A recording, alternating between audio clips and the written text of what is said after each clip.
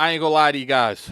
PlayStation, they cooked with that state of play, man. We got to talk about it.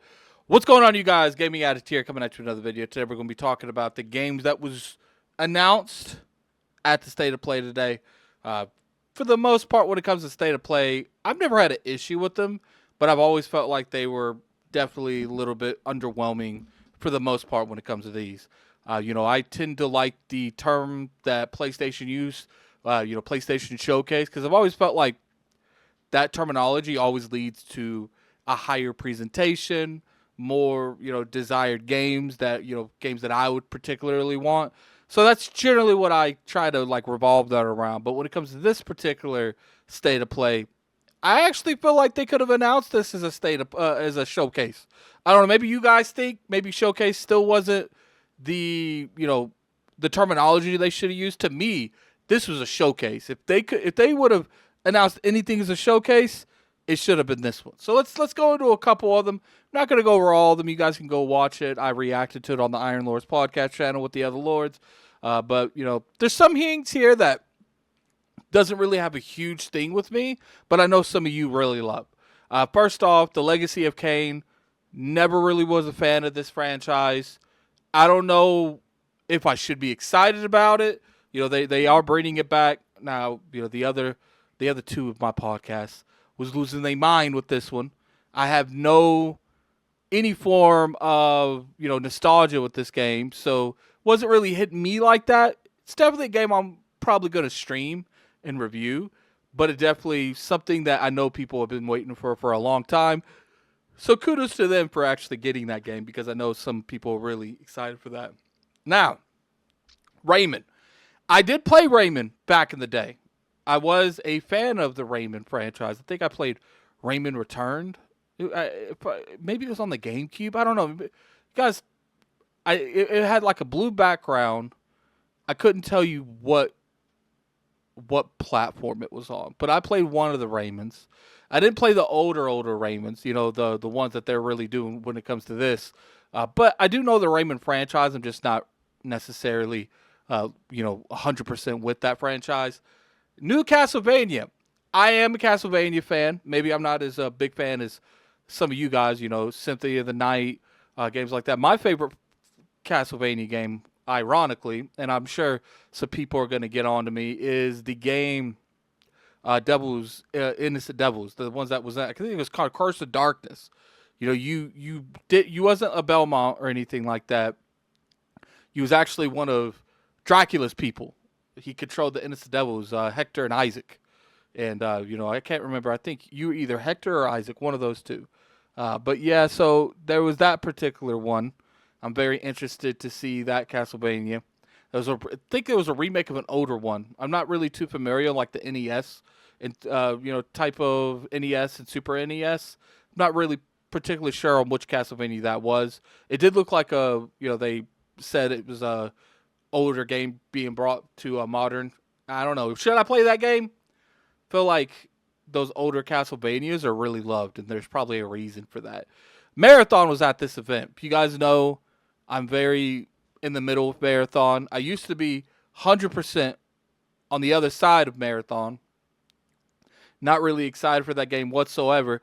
I will say that Sony and PlayStation took the feedback and they delayed the game, and I feel like if this game is going to succeed in any way, shape, or form, it's because they listened to that feedback. Because when I'm looking at this particular game, it looks way more detailed. It looks a glow up for sure. And I think that because of that delay, you had games like Arc Raiders come out and maybe mainstream the extraction shooter genre a little bit more for Marathon to actually, have more of a door to walk through when it comes to extraction shooters. Because Tarkov definitely made extraction shooters what it is.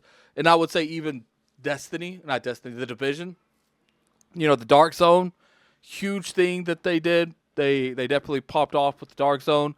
But I've always felt like even with the Dark Zone, they needed to do a little bit more. And I feel Marathon, because this game is a little bit more mainstream, this genre. Because up until now, only the hardcore are hardcore. There's a lot of casual people play extraction shooters, but I think Arc Raiders has set up a little bit of a more success rate for Marathon in the long run. Kena 2, I'm going to be real with you. Kena 2, that shocked me. I think the Ember Studios, I think he even said they weren't working on another one. Doesn't necessarily mean anything bad, but it's funny when like developers just straight up lie about stuff like that. Maybe it's like more of a we want to shock our audience more than anything. A lot of people when they make something, they automatically assume that they're working on the sequel. So it's not like they had a run for that. But it's very interesting that they came out and said they weren't working on this game. Looks amazing. Kenna looks way older than she was in the original one. She was, she's probably in her teens at this point, or early teens, early adult. I don't know. I don't think they went into how old she is exactly. But I think the game had a huge glow up. Clearly, you could tell it's got a bigger budget. It looks like she has mounts that she can ride on now. I don't know if you could ride on mounts. I didn't beat all of Kenna on the Xbox when it came out. But I did enjoy what I played of it. But I am very happy to see that they're getting a sequel. Here's the thing. I'm always team sequel.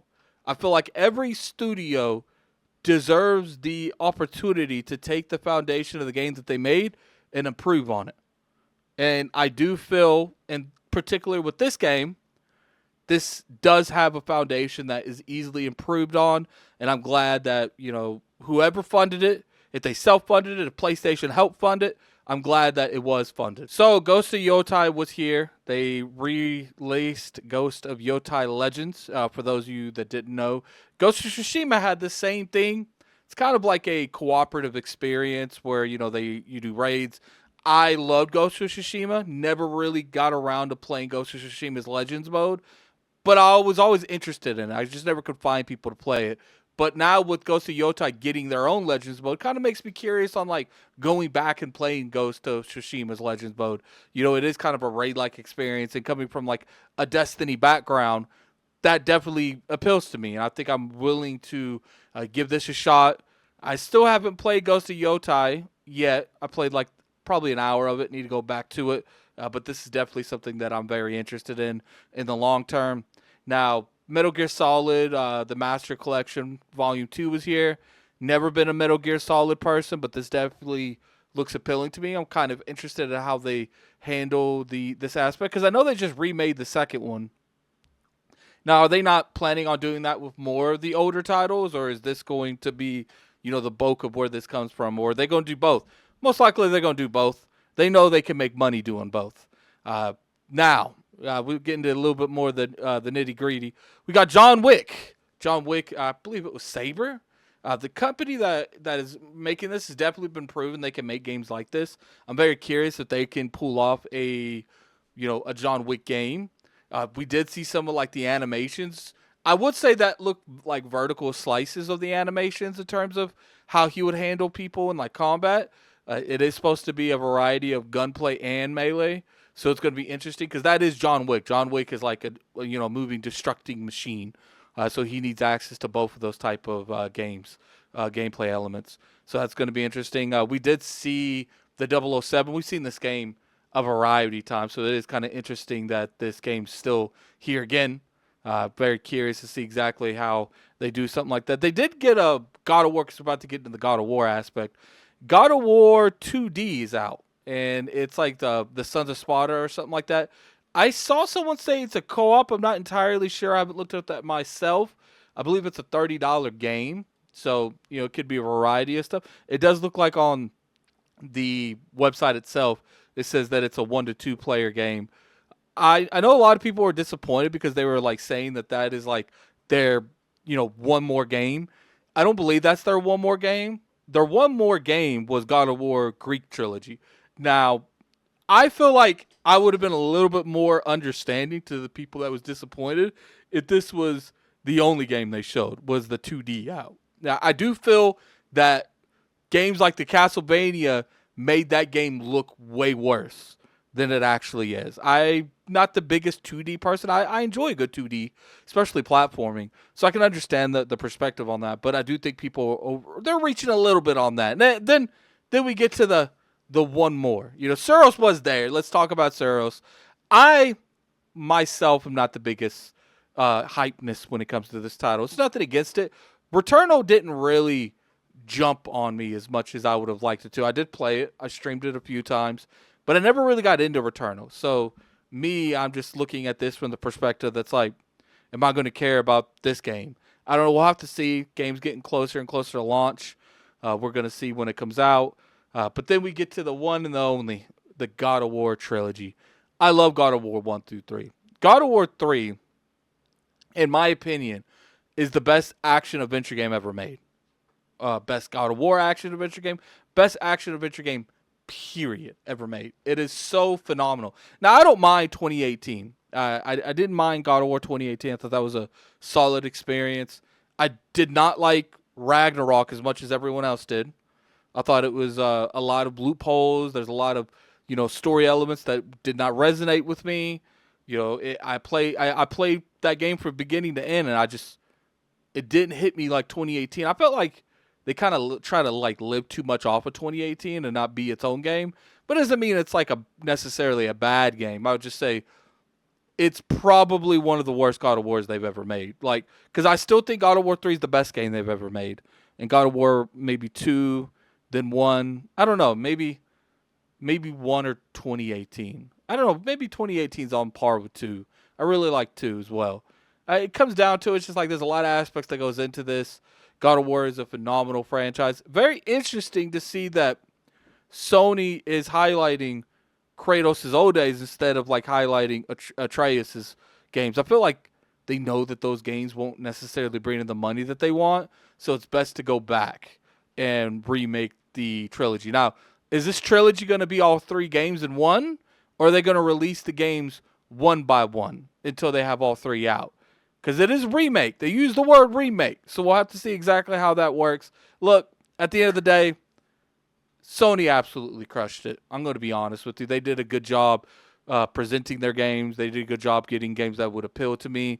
There were some games that didn't appeal to me the most, but I'm not going to really nitpick them too much because I felt like this was a phenomenal show, and they deserve the pat on their back, man. They deserve the pat on the back. What do you guys feel? What was your favorite announcement out of all of this? What was you guys expecting? I would have liked a Final Fantasy VII Part 3 announcement here.